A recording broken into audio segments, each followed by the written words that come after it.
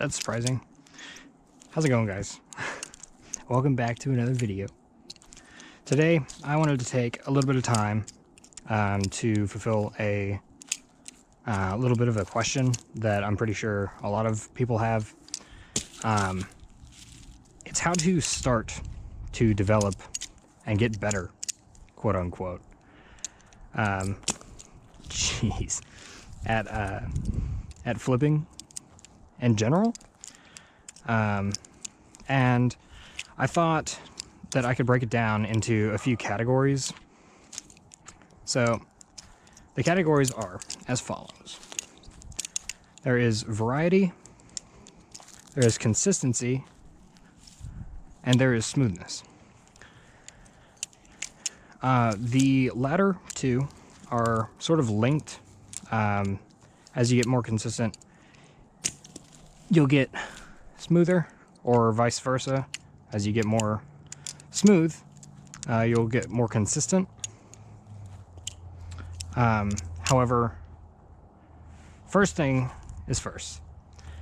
Whenever you invest in a ballad song, let me back up. Whenever you invest in the hobby, you want to not start out with something like this. You know, the CSGO curved, super heavy stainless steel everywhere thing. You want to first get yourself something that is considered at least decent to flip. I would recommend something as the Canyon. I would recommend something as the Volp, which I have here. I would recommend squid products, maybe not a squiddy per se, due to the weirdness that is transferring from squiddy syndrome and all that stuff. But something that is viable to learn what you want to learn on.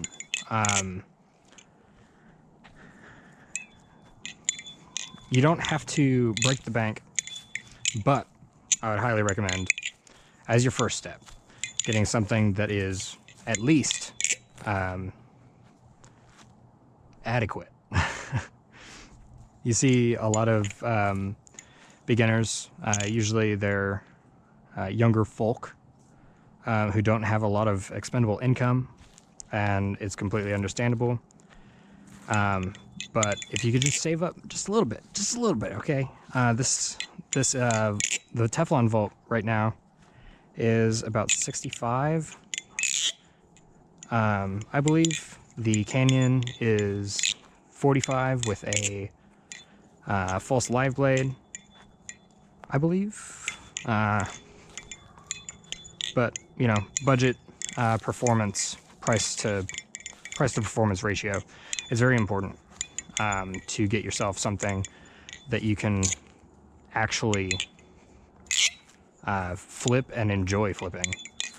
Because the next portion is variety. Variety comes from just watching videos, just playing around with your said preferred ballad song, and just kind of doing it.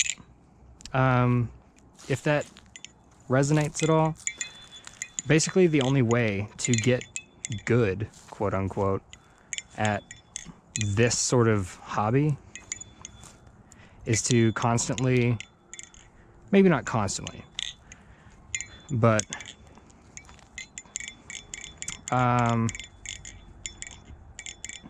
continually practice.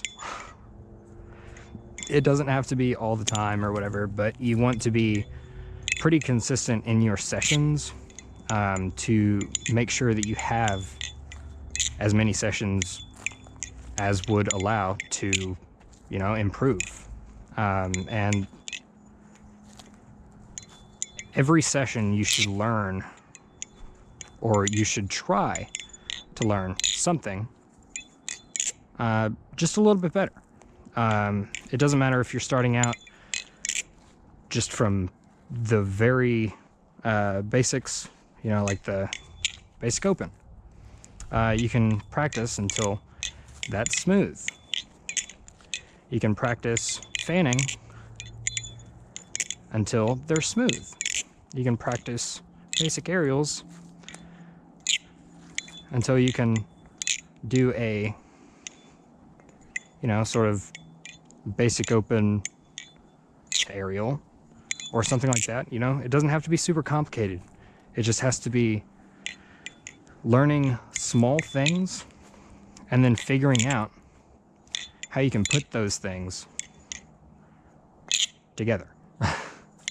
It's a long and arduous process, as there is constantly tricks being made every day.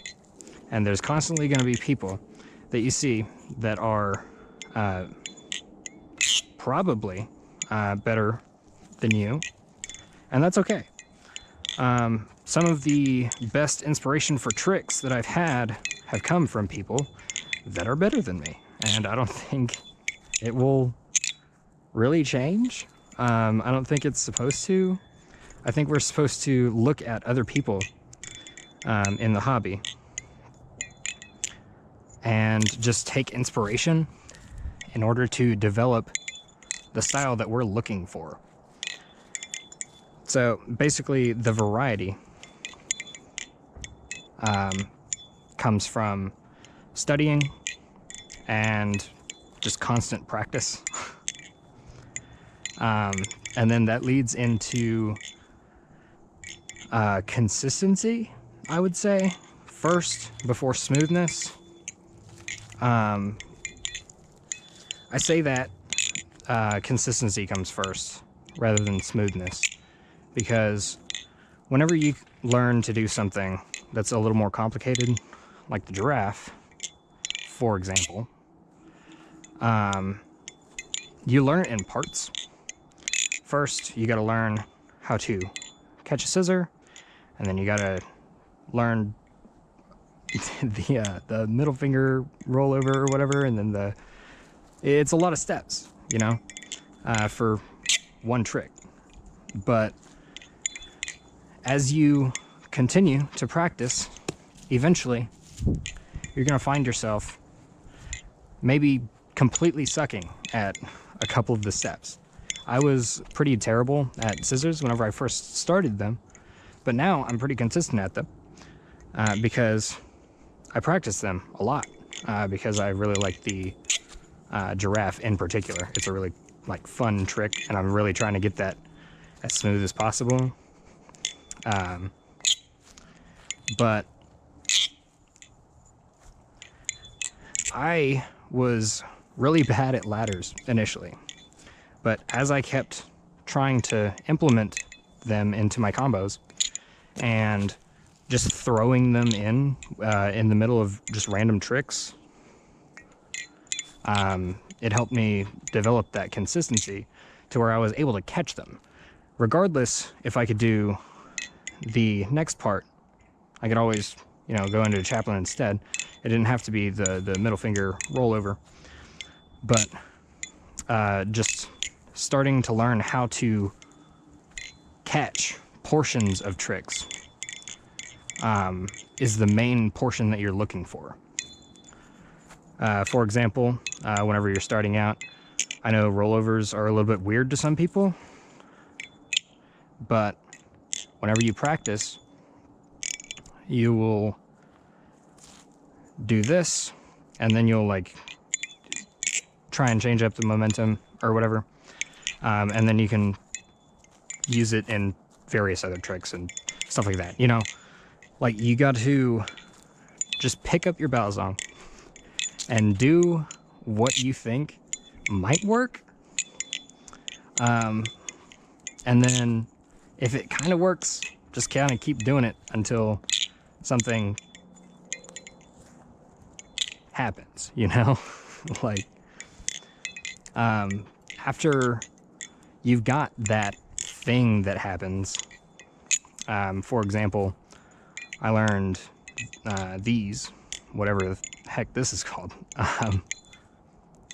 I just figured out how to do that because I was messing with my balisong one day. Figured out that it moved like that a little bit. And now comes the smoothness part, is since I've practiced that so many times, just constantly, I'm just throwing it into various combos, and I've gotten it pretty smooth because of just how many reps I've done of the trick. And that's the key part, is that you're going to have to do a lot of reps. You're just gonna have to do a lot. It's not exactly a fast skill to learn unless you're you know, just naturally gifted, I guess. But for the average flipper, it's not feasible for everything to be super easy to you, probably. I mean, from my case, from what I know anyway. But if you take all of those portions, the 3 categories that I've explained, if you take all 3 of those and just constantly work on them repetitively, just go from the top to the bottom, variety, pick a trick, consistency, learn the parts of the trick, and smoothness, iron out the trick until you can do it consistently and make it look at least okay, then you will be able to start to learn more and more. And that's honestly it. You just do it, if that makes any sense. So I don't have too much else to add on that. I would like to hear any tips that any more experienced folk have down below. I don't believe that I'm catching the eye of any like super veteran professional flippers or anything like that, but I know I've got a few people that are a little bit newer in the comments, and I think that's really cool. First off, that you guys are choosing to watch my videos, that's really cool to me. Yeah, but any more experienced people, drop some tips below, and any recommendations on other stuff that you'd like to see. I'm trying to get a little more consistent with my uploads. I don't know if you've noticed, I've kind of got a schedule of regular video, wait a day, short, wait a day, regular video. That's the schedule I'm trying to do. Things are a little bit weird for me right now, so it may get thrown off for a little bit during the holiday season, but after, you know, everything cools down and family has been visited and holidays have passed and it's just me and work, it should be a lot more consistent. I'm looking forward to Blade Show, May to June-ish. And anyway, I just went on a little bit of a tangent that didn't matter, but hopefully you guys enjoyed my little mini sort of tip, just like little infomatic thing that I wanted to put together. This comment right here is the one that really inspired this whole video in the first place. Thank you. Thank you. I hope to do more community-driven content in the future. And yeah. Anyway, I have nothing really else to say, so hope you liked. If you did, leave a like below. Subscribe. We're on the hot track to 40 billion subscribers. And yeah, I'll catch you guys in the next video. Peace.